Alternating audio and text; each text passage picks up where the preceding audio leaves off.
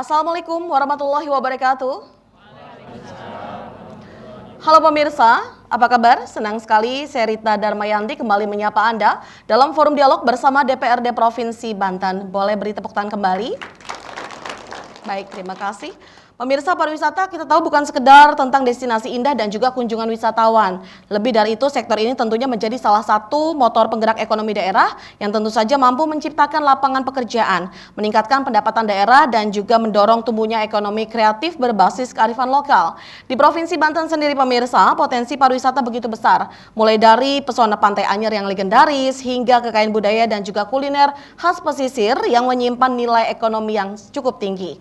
Dan tantangannya adalah bagaimana memastikan pariwisata itu tidak hanya menjadi daya tarik semata, namun juga memberikan dampak yang positif dan nyata bagi kesejahteraan masyarakat, khususnya di masyarakat wilayah pesisir melalui pemberdayaan dan juga pengolahan hasil laut yang menjadi produk nilai tambah. Lalu seperti apa strategi, kebijakan serta kolaborasi yang dilakukan nantinya akan bersama pemerintah, legislatif dan juga masyarakat dalam menjadikan pariwisata ini sebagai penggerak ekonomi daerah. Dan kami sudah mengundang beberapa narasumber untuk membahasnya. Yang pertama ada anggota DPRD Provinsi Banten dari Komisi 3, ada Ibu Rika Kartikasari MPSI. Assalamualaikum. Waalaikumsalam. Sehat teh? Alhamdulillah. Alhamdulillah. Kayaknya makin seger nih kesini-sini nih. Amin. Sibuk apa nih padahal? Lagi sibuk kegiatan kantor aja. Lagi sibuk kegiatan kantor ya. Kemarin sempat reses juga teh? Reses bulan kemarin. Bulan kemarin bulan ya? Maret ya. Oke, siap. Mudah-mudahan selalu semangat dan juga Amin. sehat ya dalam aktivitasnya ya. Atur nuhun. Baik, terima kasih. Dan selanjutnya nih pemirsa, kami juga sudah mengundang dari Dinas Pariwisata Dispar Provinsi Banten. Ada Ibu Kepala Dinasnya, ada Ibu Eli Susianti SHMH. Assalamualaikum. Waalaikumsalam warahmatullahi wabarakatuh. Sehat Ibu? Alhamdulillah saya Kayaknya ini sibuk konten aja nih Ibu nih, Masya Allah, mempromosikan pariwisata langsung ya. pariwisata. Luar biasa, penggerak dan juga pionir juga untuk mungkin nanti generasi muda bisa ikut mencontoh ya Bu ya. Harus. Harus, baik. Dan kami juga sudah mengundang tokoh masyarakat kita, ada Bapak Ali Nurdin Abdul Ghani SHMH. Assalamualaikum. Assalamualaikum. Wah, ini lama tak bersuara. Sehat Pak? Ya, sehat. Sedang sibuk apa nih kalau sekarang nih aktivitas nih? Masih sibuk di partai kah atau Ya, bagaimana? tetap di partai diajak Bu Rika kalau Ya. diajak. Mudah-mudahan tetap eksis juga ya Pak ya. Amin. Untuk bermanfaat bagi masyarakat tentu Amin. saja. Dan kami juga tentu saja sudah mengundang beberapa masyarakat dan juga perwakilan dari mahasiswa-mahasiswi dari Kota Serang semuanya. Halo, Assalamualaikum. Masya Allah, luar biasa. Mudah-mudahan sehat semua ya.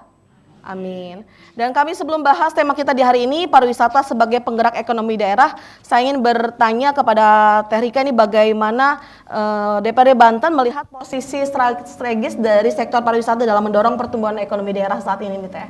Iya, pariwisata sebenarnya kalau menurut kacamata saya pribadi itu merupakan sinergitas dari beberapa hal yang ada. Misalnya pariwisata ini pertama adalah wajahnya suatu daerah. Jadi biasanya orang datang ke satu daerah karena pariwisatanya. Ketika pariwisatanya bisa dipromosikan, maka orang akan tertarik datang. Pertama itu. Kemudian efek domino dari pariwisata ini juga banyak. Ketika pariwisatanya ramai, misalnya seperti kemarin, banyak long weekend setelah Idul Fitri. Iya, betul. Nah, misalnya daerah Pandeglang, daerah-daerah Serang misalnya yang punya tempat wisata alam, biasanya itu menjadi tujuan bagi wisatawan domestik yang tinggal di kota atau sebaliknya yang dari daerah ke kota. Ketika wisatawan datang mengunjungi pariwisata, maka efek dominonya adalah pedagang sekitar bisa hidup, menjajakan dagangannya, kemudian misalnya tukang parkir juga bisa hidup, kemudian yang memiliki kemampuan jasa wisata juga bisa hidup. Dan ini juga merupakan salah satu program penting dari Dinas Pariwisata yang dikolaborasikan dengan Komisi 3. Kita ingin memberikan upaya untuk meningkatkan kompetensi bagi pelaku-pelaku wisata supaya wisata di Provinsi Banten ini menjadi salah satu tujuan dari 10 besar atau 5 besar di Indonesia ini, karena potensi alam kita tinggi. Jadi menurut saya pariwisata di Banten ini merupakan sektor yang benar-benar bisa membantu pertumbuhan ekonomi karena dia sinergitas dari berbagai bidang gitu.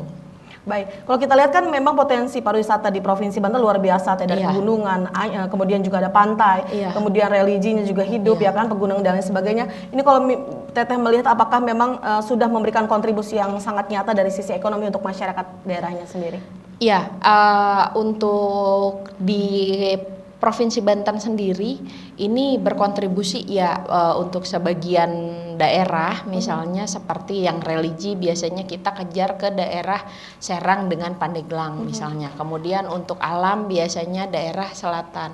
Untuk daerah perkotaan itu juga ada misalnya wisata-wisata yang modern, misalnya wisata air dan segala macam. Nah, itu pertumbuhan ekonominya memang sudah berdampak, tetapi mungkin belum signifikan karena masyarakat di kita belum sadar akan pentingnya wisata untuk meningkatkan taraf kehidupan masyarakatnya. Misalnya seperti ini, kalau kita datang ke Bali, kalau kita datang ke Yogyakarta, masyarakatnya sudah sadar bahwa mereka tempat wisata dan mereka bisa hidup dari wisata. Nah, sedangkan di beberapa di kita ini mungkin kesadaran itu belum muncul. Jadi kadang-kadang ada sabta pesonanya ini belum muncul gitu. Misalnya pertama keamanan, kemudian kenyamanan dan lain-lain. Nah, inginnya ketika misalnya ada program yang disinergikan dari dinas dengan kami, salah satunya adalah sosialisasi kesadaran masyarakat tentang bagaimana mereka hidup di wilayah wisata supaya ketika ya wisatawan datang ke Banten dimanapun itu 8 kabupaten kota, ketika mereka nyaman, inginnya supaya kembali lagi, supaya wisata di Banten itu bukan cuma sekali karena viral, penasaran terus nggak balik lagi. Entah karena misalnya maaf yang kemarin-kemarin viral juga misalnya apakah parkir terlalu tinggi, Ada pungli, misalnya seperti ada itu ya. pungli Yang dan akhirnya membuat sebagainya. mereka jadi kapok gitu kan untuk datang lagi. Ya, jadi PR kami di pemerintahan daerah adalah bagaimana menyadarkan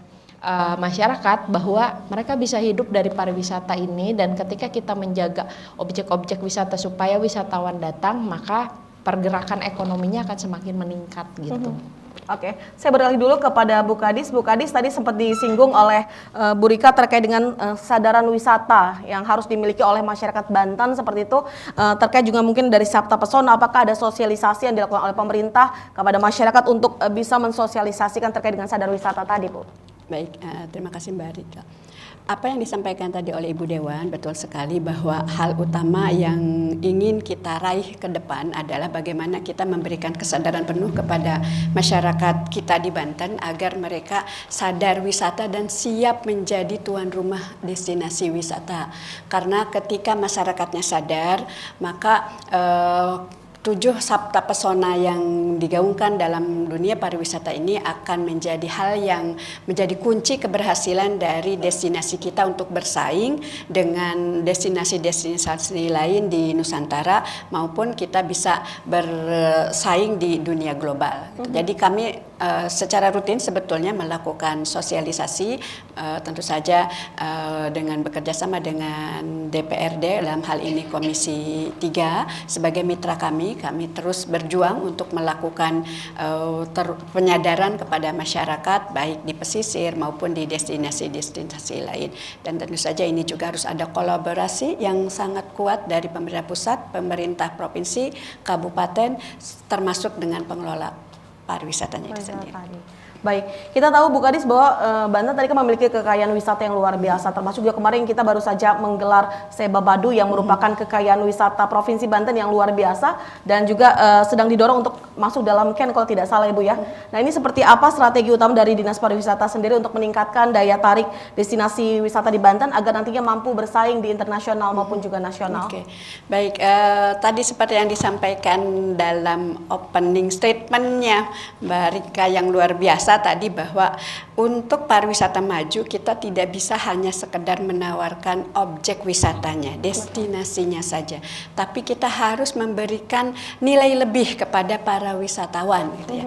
Jadi termasuk tadi bahwa kita mendrive objek-objek wisata kepada klaster-klaster tertentu. Ada klaster budaya seperti yang tadi ada Seba Baduy, kemudian klaster heritage, kita punya Masjid Agung, dan ada lagi klaster terkait dengan kekayaan alam. Banyak pantai, banyak curug yang bisa kita jual gitu. Nah, dari hal-hal tersebut kami di Dinas Provinsi Pariwisata Provinsi Banten ada beberapa strategi yang tentu saja kami jalankan saat ini dan juga ke depan akan menjadi fokus. Yang pertama adalah fokus terhadap penguatan diferensial destinasi yang Banten miliki tapi tidak dimiliki oleh daerah lain gitu ya. Kita tadi punya Seba Baduy, punya suku pedalaman yang kemudian tidak ada di destinasi di daerah lain. Nah, ini bisa kita jual dalam artian bahwa kita punya budaya yang patut kita banggakan. Kita punya wisata religi, ada Masjid Agung Banten, ada Masjid Agung Caringin dan lain sebagainya. Yang ini juga rasa-rasanya di daerah lain juga tertentu saja dan ini bisa kita drive in gitu ya. Kemudian yang kedua adalah fokus juga kita terkait dengan pembenahan 3A dan 1P. Ada atraksi, ada aksesibilitas, ada kenyamanan, amenisi, dan kemudian terakhir ada promosi. Ini juga tidak bisa terlepas karena kita tadi ingin memberikan pengalaman, experience yang akan dibawa oleh para wisatawan ketika mereka pulang ke daerahnya masing-masing. Sehingga dengan menyajikan atraksi, kita berharap bahwa para wisatawan ini akan stay longer dan juga akan spend of money-nya lebih banyak gitu ya. Kemudian ketiga tentu saja harus kolaborasi dari semua pihak swasta, pemerintah, pusat, daerah, kabupaten. Kalau Bu Kadis diajak kolaborasi sama saya untuk kita jeda dulu boleh tidak? Boleh banget. Boleh banget ya. Boleh banget. Harus jeda dulu ya. Harus jeda dulu baiklah dong. kalau begitu. Kita berikan kesempatan dulu untuk pemirsa di rumah rehat sejenak dan kita masih akan segera kembali tentu saja dalam forum dialog bersama DPRD Provinsi Banten.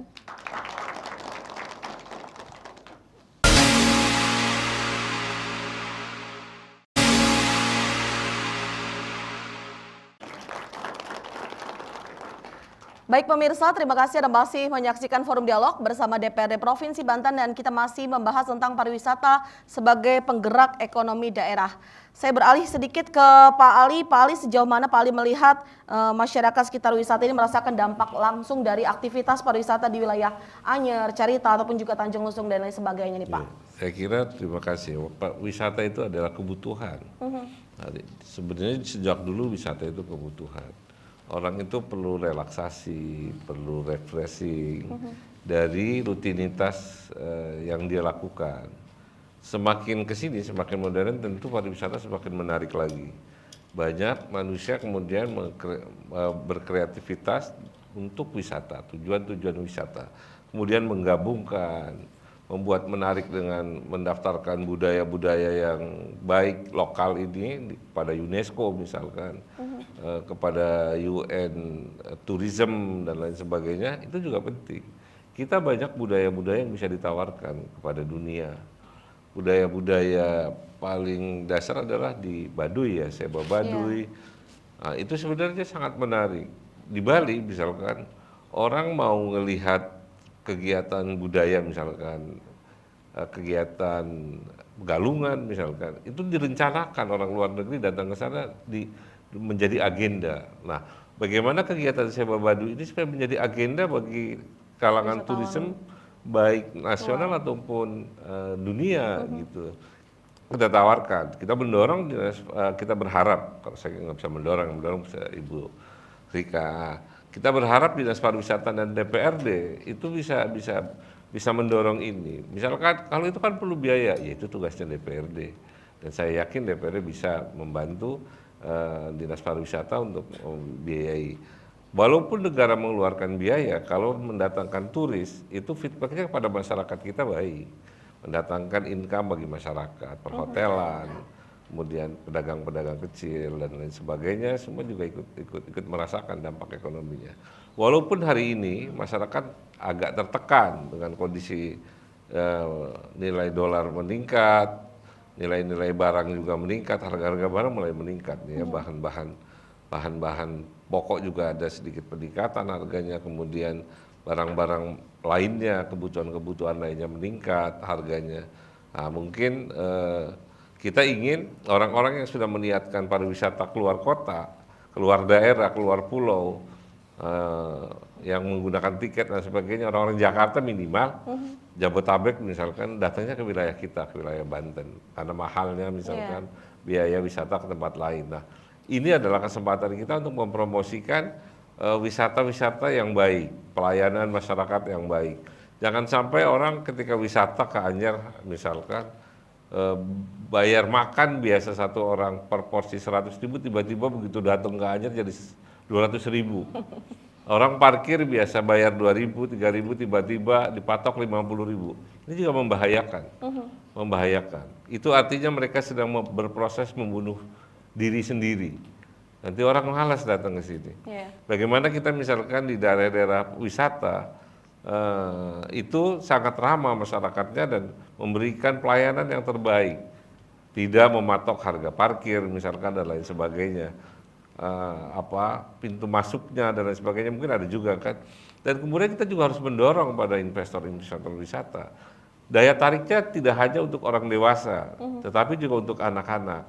Misalkan kita dorong di wilayah-wilayah wisata tertentu di Anyer, di Labuan itu di Carita, kemudian di wilayah Sumur itu segala macam ada daya tarik, Bu. Ada daya tarik buat anak-anak, misalkan ada arena bermain, macam-macam arena bermainnya, misalkan mainnya berkaitan dengan air misalkan, tapi seluncur air gitu ya di pegunungan dan lain sebagainya. Kegiatan-kegiatan permainan anak-anak yang bisa mendorong mereka tidak hanya wisata dewasa, gitu ya, tetapi untuk anak-anaknya. Kalau sudah anaknya yang minta, Pah, Mah gitu misalkan pengen ke Anyer, pengen ke Carita, pengen ke Tanjung Lesung dan pengen ke Bagedur, di mana tuh di Lebak misalkan dan lain sebagainya, karena disediakan sarana wisata yang menarik, sarana permainan, maka ketika anak kecil yang sudah meminta kepada ibunya, ibunya akan bisa menolak. Karena yang terbayang oleh dia main ke sana nanti main kincir baling-baling lah, kincir angin dan lain sebagainya, permainan air dan lain sebagainya itu tersedia. Nah, bagaimana menjamin wisata itu kemudian juga menarik investor? Ya harus juga infrastrukturnya tentu juga harus tersedia dengan baik. Hingga ketika orang datang ke sana nggak males karena jalannya bagus, mulus, dan pemerintah provinsi berkewajiban fasilitasi itu semua. Dan kemudian yang terakhir adalah bagi saya masukan yang baik adalah agenda-agenda budaya yang sudah ditentukan jadwalnya itu disampaikan kepada seluruh stakeholder, kepada seluruh agen-agen wisata dan lain sebagainya disampaikan. Dan kita juga mendorong kepada investor untuk menanamkan investasinya dalam bentuk penginapan dan sebagainya. Nah, itu sangat menarik. Lu banyak kita budaya-budaya di Banten lama misalkan ada budaya-budaya di Pandeglang misalkan, Lapak Beduk dan sebagainya supaya menarik, apalagi di Kabupaten Lebak gitu ya. Ada beberapa daya tarik yang saya kira Banten kaya akan budaya, kaya akan destinasi wisata misalkan di wilayah Ujung Kulon dan sebagainya. Mancing saja itu sudah bisa menarik banyak investor dengan event-event yang tentu harus dibuat secara berkala.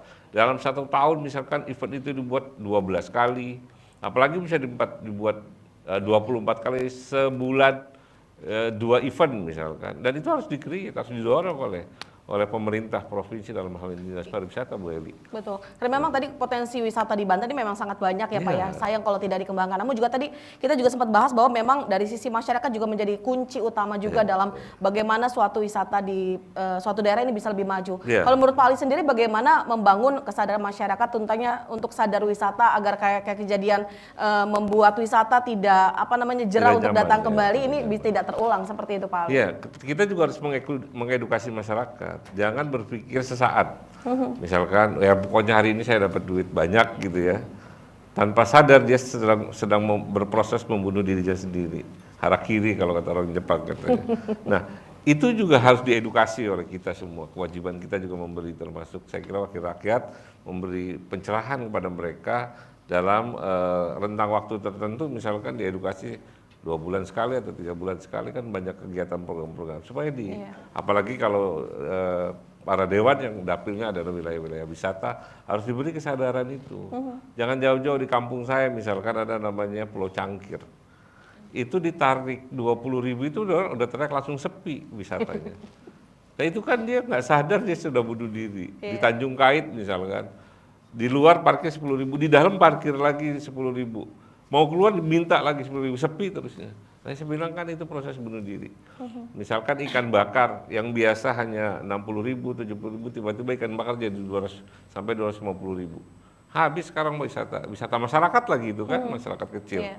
Sekarang ada peak yang segitu demikian mewahnya misalkan di wilayah pesisir pantai utara Tangerang misalkan. Habis, akhirnya kan masyarakat kecilnya tidak bisa masuk berjualan, diambil alih orang. Tetapi ketika ada wisata-wisata yang masih tradisional dan sebagainya, mereka tidak sadar sedang proses mengkerdilkan dirinya sendiri. Nah itu juga harus diberi kesadaran penyadaran pada masyarakat bahwa kita perlu jangka panjang, kita perlu proses pendewasaan, pematangan, agar orang bisa tertarik datang ke tempat-tempat atau destinasi-destinasi wisata yang sudah sangat alami itu, yang sudah sangat semua orang ingat Anyer misalkan, ingat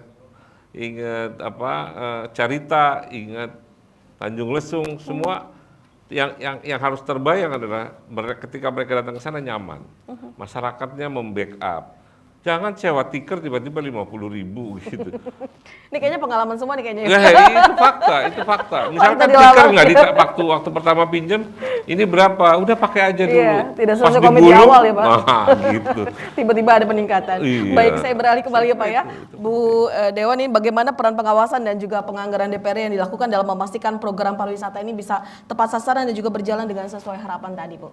Iya, kalau kita di Komisi 3 dengan Bu Kadis itu peran penganggarannya kita berkolaborasi. Kira-kira diskusi kita saat RDP itu dengan Bu Kadis dan jajarannya adalah apa kira-kira yang dibutuhkan, karena DPRD ini kan sifatnya kebijakan. Hal-hal teknis itu ada di Dinas Pariwisata. Jadi apapun misalnya yang dibutuhkan oleh Dinas Pariwisata dan menurut kami itu adalah program yang positif, pasti kita dukung dan kita anggarkan juga. Misalnya kita sekarang sedang jeda antara Riparnas, Rencana Induk Pariwisata Nasional, ternyata belum bisa diturunkan ke Riparda di Provinsi Banten karena Riparnasnya memang belum selesai. Jadi Perda yang masih kita gunakan adalah Perda nomor 6 tahun 2019 tentang Rencana Induk Pariwisata Daerah. Dan di dalam Riparda ini yang sudah diturunkan dari Riparnas ada 3 pokok wisata yang harus dibenahi oleh PR kami bersama di unsur pemerintahan daerah adalah pertama wisata alam, yang kedua wisata budaya, dan ketiga wisata buatan manusia. Mungkin waterboom, kemudian tempat-tempat misalnya kayak mini zoo dan lain-lain itu mungkin masuk dalam kategori wisata buatan manusia. Nah, saya setuju dengan senior saya ini Pak Ali bahwa sebenarnya dari wisata alam kita punya wisata yang bisa menarik wisatawan internasional. Contohnya adalah kita punya satu-satunya hal yang dimiliki kita, yaitu Taman Nasional Ujung Kulon. Itu ciri Indonesia, adanya di Banten dan adanya di Kabupaten Pandeglang. Dan di sana untuk surfing, snorkeling, diving itu udah bagus banget, bahkan itu bisa kita bandingkan dengan Bali. Bahkan sekarang Bali aja Pantai Kutunya udah kotor gitu. Nah, pilihan destinasi berikutnya bisa jadi adalah Taman Nasional Ujung Kulon, Pulau Pecang. Kalau misalnya kita berbicara infrastruktur, tadi setuju dengan Pak Ali, infrastrukturnya kita benahi sejauh ini sampai dengan sumur kan sudah baik ya Bu Kadis. Jadi tinggal promosinya seperti apa, ya sampai Ujung Jaya sudah bagus malah. Jadi promosi kemudian juga ketersediaan mungkin kerjasama dengan TNUK, karena biar bagaimanapun itu daerah yang memang dilindungi gitu. Pasti ada prosedur khusus dari Kementerian Kehutanan bagaimana itu dikolaborasikan dengan Kementerian Pariwisata gitu. Berarti Taman Nasional Ujung Kulon ini bisa menjadi salah satu pilihan destinasi wisata juga. Iya. Kita juga punya pilihan untuk jeda juga. Kembali, nggak apa-apa Siap. ya? Ya boleh. Kita akan rehat kembali, pemirsa. Tetap di posisi Anda dan kita masih akan segera kembali sesaat lagi.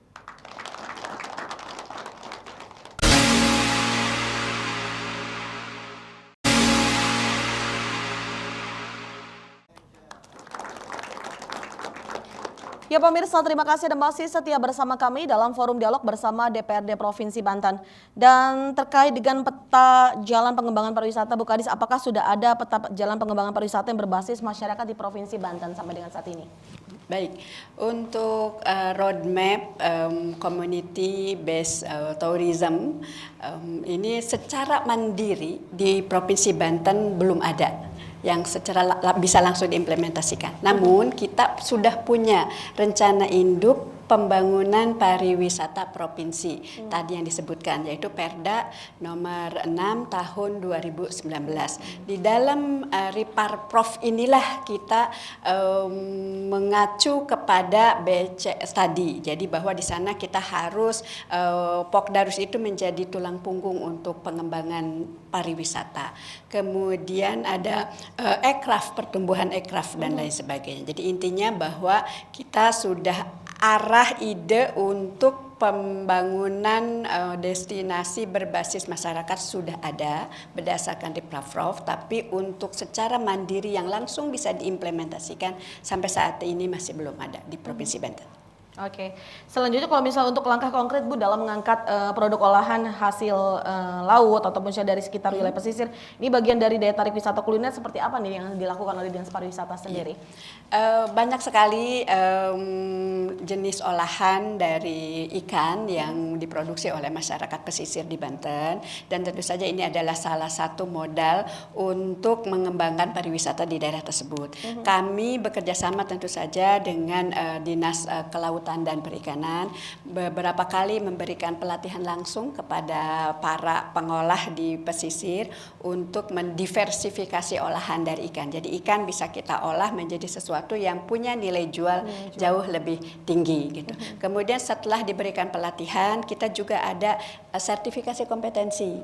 Jadi mereka diberikan sertifikasi, ada standar khusus tertentu bahwa mereka memang punya kompetensi terkait dengan itu. Kemudian kita juga bantu dalam promosinya, promosi, dan kita dalam event, setiap event expo misalnya kita ajak teman-teman dari UMKM yang mengolah olahan ikan ini, sebetulnya bukan hanya olahan ikan ya, seluruh hasil ekonomi kreatif di Provinsi Banten kita jadikan event itu menjadi wadah mereka untuk mempromosikan dan menjual. Kita juga selalu melakukan pendampingan kepada mereka. Oke, saya beralih kembali ke Pak Ali. Bagaimana Pak Ali melihat potensi olahan dari hasil pesisir yang tadi sudah dijabarkan oleh Bu Eli, yang tentu saja nantinya bisa menjadi sumber penggerak ekonomi baru bagi masyarakat? Ya, sudah pasti juga itu bagian dari tugas pemerintah juga untuk mendorong masyarakat agar produktif, memahami bahwa kebutuhan lain dari wisata adalah oleh-oleh dari wisata itu. Nah, oleh-oleh yang paling menarik di kita itu salah satunya adalah ikan asin ya, ikan asin yang besar gitu dibelah, dan itu memiliki daya tarik luar biasa. Saya kira sudah berkembang selama ini, tapi perlu juga digerakkan lagi, dikembangkan lagi, dan juga yang paling utama adalah menarik pariwisatanya.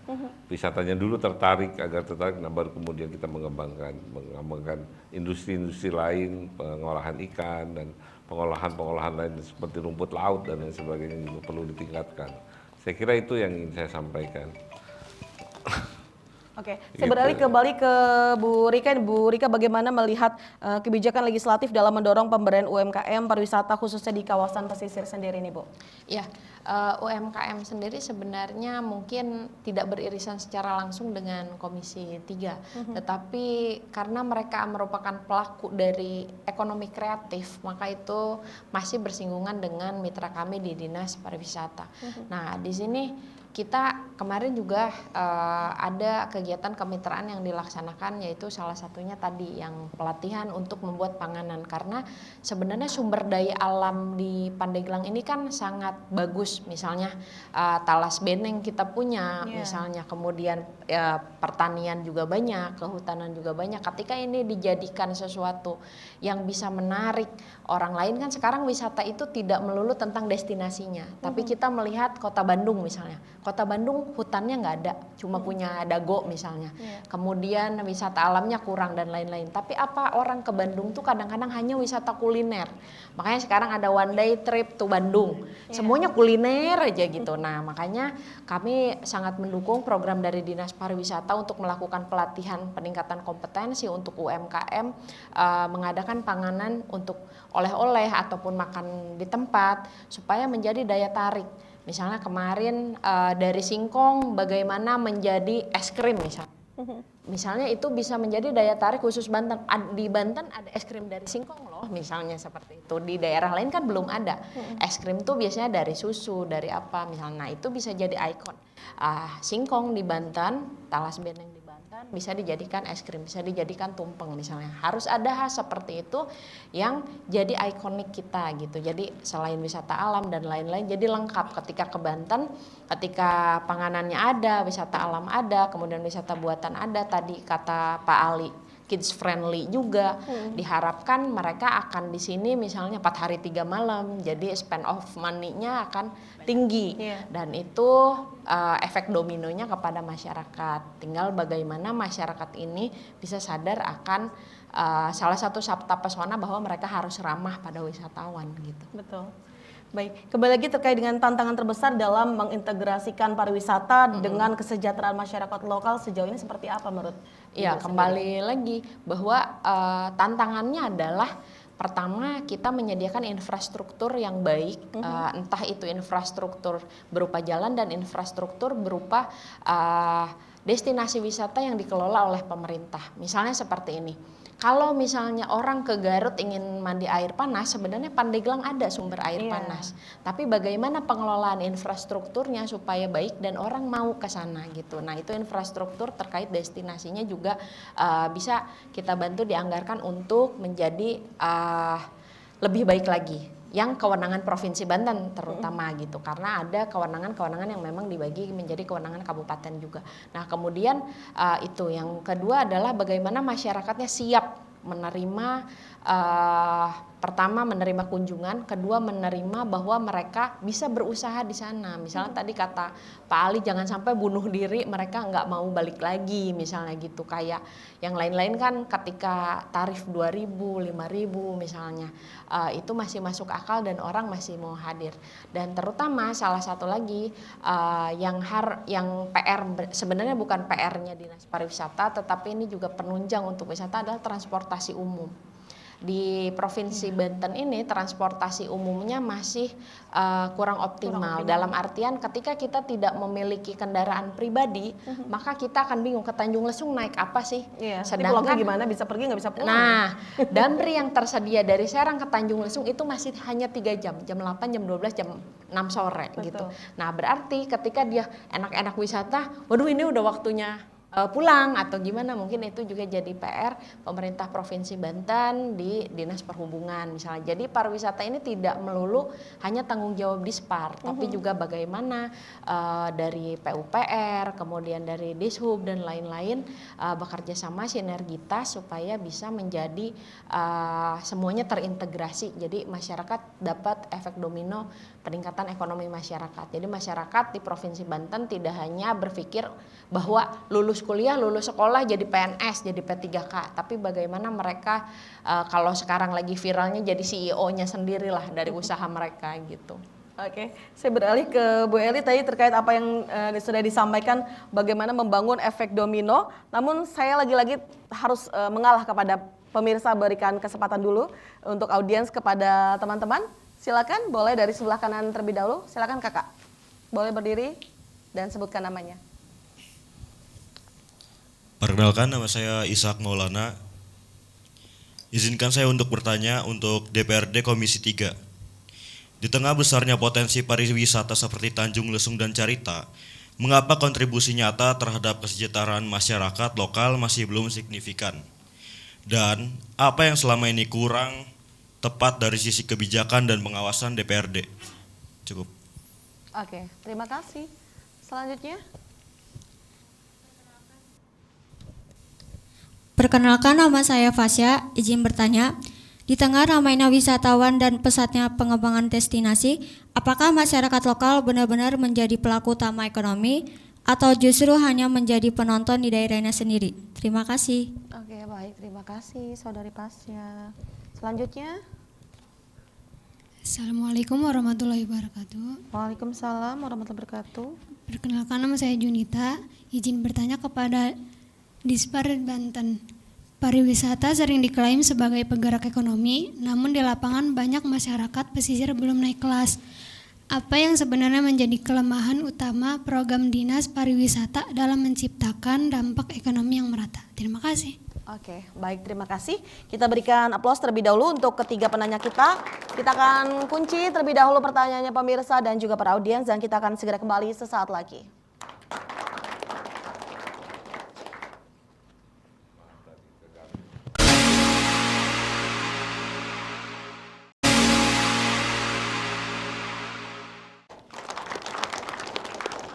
Baik, terima kasih pemirsa Anda masih menyaksikan kami dalam forum dialog bersama DPRD Provinsi Banten, dan kita masih membahas pariwisata sebagai penggerak ekonomi masyarakat. Tadi sudah ada pertanyaan dari teman-teman kita terkait dengan pertanyaan pertama untuk Bu Dewan. Di tengah besarnya potensi pariwisata seperti Tanjung Lesung dan Carita, mengapa kontribusi nyata terhadap kesejahteraan masyarakat lokal ini masih belum signifikan, dan apa yang selama ini kurang tepat dari sisi kebijakan dan juga pengawasan DPR sendiri, Bu? Iya, ini perlu disadari juga memang PR kita juga untuk dioptimalkan bagaimana masyarakat ini menyadari bahwa daerah sekitar Tanjung Lesung dan Carita ini merupakan daerah wisata. Sebenarnya kalau Carita dari dulu memang ini tempat wisata yang dari zaman saya kecil juga udah banyak wisatawan. Bahkan kalau dulu sebelum Carita airnya keruh seperti sekarang, banyak wisatawan internasional juga ke sana.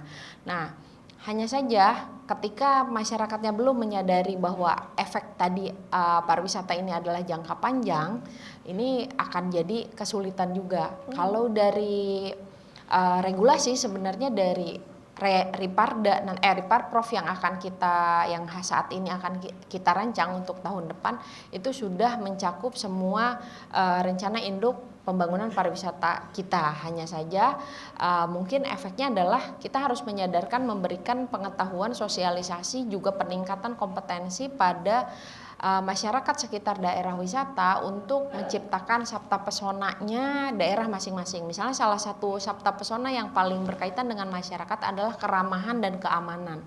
Jangan sampai misalnya ketika orang datang ke daerah wisata mereka merasa ada yang pungli lah misalnya, atau ada yang kurang ramah, ada yang kurang baik. Nah, itu apalagi zaman sekarang apa-apa viral, misalnya satu orang buat konten negatif tentang wisata di kita, Carita atau Tanjung Lesung, maka itu akan berpengaruh pada wisata-wisata lain yang ingin datang ke kita. Apalagi kalau Tanjung Lesung mungkin salah satunya adalah karena tahun 2018 bulan Desember pernah terjadi tsunami, itu juga merupakan salah satu yang menurunkan kunjungan wisata ke sana, apalagi di musim penghujan. Nah, makanya kami sering juga berkoordinasi dengan BMKG yang sering memberikan informasi bahwa rawan bencana di daerah pesisir pantai Carita dan Tanjung Lesung itu juga mengurangi dan mempengaruhi kunjungan wisata sebenarnya, karena kondisi alamnya pernah terjadi tsunami dan orang jadi was-was gitu. Makanya mungkin ada hari-hari kalender yang disarankan untuk wisata ke Carita dengan Tanjung Lesung misalnya di musim panas, karena di musim penghujan pasti BMKG akan memberikan pengumuman mengenai situasi kemungkinan akan bencana gitu. Jadi banyak PR kita bersama untuk sinergi dan terutama kesadaran masyarakat. Oke, baik. Boleh tepuk tangan? Selanjutnya untuk pertanyaan kedua dari Saudari Pasya ini, Pak Ali, di tengah ramainya wisatawan dan juga pesatnya pengembangan destinasi, apakah masyarakat lokal benar-benar menjadi pelaku utama ekonomi atau justru hanya menjadi penonton, Pak, di daerah sendiri? Pertama adalah kesadaran masyarakatnya juga harus sadar. Sadar itu pengertiannya ketika kita berada di titik-titik lokasi wisata, maka kita harus mempersiapkan diri kalau kita mau bikin usaha mana yang bisa bersinergi dengan wisata itu. Misalkan kuliner, kemudian oleh-oleh, kemudian makanan khas yang kemudian memiliki daya tarik. Nah, kemudian soal memanage usahanya ya tentu kita harus belajar bagaimana efisiensi, bagaimana kemudian secara ekonomi dia menarik dan lain sebagainya. Secara ekonomi dia bisa menguntungkan, efisien, dan pengelolaan keuangannya. Nah ini kadang-kadang kan hari ini untung 1 juta misalkan, karena ketemu wisata itu minggu depan, nggak taunya uangnya dikelola dihabisin hari ini juga, nah nggak ditahan. Nah itu penting juga menahan diri dari apa yang sudah kita hasilkan secara jeripayah. Jangan sampai ketemu keramai lagi wisata, modal udah habis. Udah habis ya, Iya. tidak diputar gitu ya. Tidak diputar. Nah ini juga harus belajar benar-benar efisiensi diri dan lain sebagainya. Dan kemudian tentu pemerintah juga harus ambil peran saya kira Bu Eli, mendidik, mengedukasi masyarakat agar apalagi sekarang jalan tol kalau udah sampai Panimbang itu adalah infrastruktur yang sangat luar biasa, memiliki daya tarik. Dan kalau perlu pemerintah provinsi mendorong kepada pemerintah pusat dijadikannya misalkan di Tanjung Lesung itu ada track Formula One misalkan, F1 misalkan ya, event-event beberapa tahun sekali atau dalam 1 tahun sekali di sana ada event Formula One, kan GP udah kan di Lombok. Nah ini mobil gitu, balap mobil di sini. Nah itu juga akan menjadi daya tarik. Sangat mungkin faktanya hari ini Indonesia adalah negara paling kuat menerima guncangan akibat perang di Selat Hormuz misalkan, akibat huru-hara di Timur Tengah ini, kita termasuk memiliki daya kekuatan yang luar biasa secara ekonomi. Nah ini juga menjadi, saya kira dunia juga melihat, wah Indonesia ini kuat loh ekonominya, mapan loh ekonominya, nah, tidak terlalu terpengaruh terhadap goncangan-goncangan dunia akibat perang dan sebagainya. Yang kedua, saya juga mengapresiasi kepada anggota DPRD, ini masih muda, tapi saya lihat dari tadi lumayan bagus lah, cerdas gitu ya, mengikuti perkembangan fungsi tugas sebagai anggota Komisi 3, dan saya kira perlu terus dikembangkan sehingga Ibu Eli sebagai mitranya, sebagai dinas bisa membangun sinergi yang kuat dan kemudian mengembangkan program-program kerja di dinas pariwisatanya menjadi lebih baik lagi, sehingga wisatawan, kunjungan wisatawan di kita semakin meningkat, serta peningkatan fasilitas wisata itu penting saya kira, sehingga orang tidak hanya datang berlibur saat liburan. Ada kan orang-orang yang liburnya dibuat panjang saat cuti dan lain sebagainya, harus memiliki daya tarik itu tadi yang seperti yang disampaikan oleh Ibu Rika sebagai anggota DPRD Komisi 3 Provinsi Banten. Nah itu harus menjadi effort buat kita, menjadi daya dorong kita untuk mendorong sekali lagi pemerintah mengajak masyarakat investor untuk mengembangkan menanamkan investasi ini di wilayah-wilayah wisata kita. Itu saya kira. Oke, baik. Boleh tepuk tangan untuk jawaban dari narasumber kita yang kedua. Selanjutnya Bu Eli, bagaimana pariwisata sering diklaim sebagai penggerak ekonomi, namun di lapangan banyak masyarakat pesisir yang belum naik kelas. Apa sebenarnya yang menjadi kelemahan utama program Dinas Pariwisata dalam menciptakan dampak ekonomi yang merata nih Bu? Baik, pariwisata dapat menggerakkan sektor yang lain, betul. Ketika pariwisata kita maju, maka secara multiplier effect-nya akan berdampak kepada sektor lain. Karena di sana ada transportasi yang juga harus berkembang. Ada perhotelan yang juga harus berkembang di sana. Kemudian ada kuliner di sana juga harus pasti berkembang. Ada fashion, ada kriya untuk oleh-oleh dan lain sebagainya. Jadi ketika memang pariwisatanya ini sudah maju, mau tidak mau supportingnya itu juga akan ikut maju. Nah kemudian apakah ini akan berdampak kepada masyarakat pesisir di Banten? Secara keseluruhan memang belum, tapi artinya begini, ini sudah kita mulai rasakan ketika kita berada di desa wisata Sawarna misalnya. Bagaimana di sana seluruh masyarakat pesisirnya ikut terdampak dari majunya desa wisata Sawarna ini. Mereka semua masyarakat di sana punya usaha, dari mulai homestay, kemudian pemandu wisata, kemudian menyewakan alat-alat motor dan lain sebagainya di sana, termasuk kulinernya maju. Namun Namun untuk bagian-bagian daerah lain ini memang belum. Kenapa? Karena tadi kembali lagi kepada kesadaran masyarakat. Melalui pariwisata sebetulnya kita mendapatkan sesuatu, ada cuan di sana yang bisa kita peroleh dengan tadi ada upaya dari kita bagaimana kita menumbuhkan pariwisata di daerah kita sehingga wisatawan mau hadir di destinasi kita. Jadi sekali lagi tidak ada yang salah sebetulnya ya Bu Rika dengan program-program yang sudah kami rancang dengan DPRD, tapi implementasinya di beberapa tempat memang ada beberapa kendala dan ini adalah PR kita bersama. Baik. Jadi dikembalikan lagi kepada masyarakat bagaimana masyarakat bisa melihat peluang tadi ya, Peluang, Bu, ya, betul. sebagai peluang cuan tadi untuk dirinya dan Betul. juga keluarga. Baik, boleh tepuk tangan dulu untuk ketiga narasumber kita yang sudah memberikan closing statement dan tidak terasa juga sudah 1 jam ternyata kebersamaan kita untuk hari ini dan sebelum kita berpamitan kepada pemirsa di rumah, bolehkah memberikan closing statement sedikit? Silakan Pak Ali, apa yang ingin Anda sampaikan kepada pemirsa? Ya, saya kira Banten memiliki daya tarik wisata yang sangat luar biasa menarik dan bisa dikembangkan, maka rawat, jaga, dan mari kita sama-sama kembangkan bersama, bersinergi masyarakat, pemerintah, dan DPRD-nya untuk kemajuan Banten. Saya kira itu. Oke, luar biasa. Terima kasih Pak Ali. Bu Kadis, apa yang disampaikan kepada pemirsa di luar sana, apalagi bentar lagi ada long weekend juga ini untuk berwisata. Betul sekali, banyak sekali bulan Mei ya Pak ya. Silakan Ibu ajakannya. Baik, teman-teman semua, pariwisata bukan hanya sekedar menawarkan destinasinya, tapi kita harus memberikan nilai lebih kepada para wisatawan. Dimulai dari pengalaman-pengalaman yang menarik untuk dibawa mereka pulang, ditambah dengan oleh-oleh yang mereka bawa dan keramah tamahan yang kita sajikan di tempat destinasi kita. Beberapa destinasi wisata di Provinsi Banten sudah mendunia. Terakhir saya Babaduy, kami sudah mendatangkan 7 duta besar ke sini dan ini sudah dijual kepada negara mereka masing-masing. Harusnya kita bisa memulai menjual, mempromosikan destinasi-destinasi wisata Banten yang lain kepada baik nasional maupun internasional. Dan di tangan kitalah itu semua adanya, menjadi tanggung jawab kita semua. Mari promosikan destinasi wisata kita di Banten yang amat kaya yang tidak dimiliki oleh daerah-daerah lain. Wisata di Banten aja. Oke, luar biasa. Wisata di Banten aja.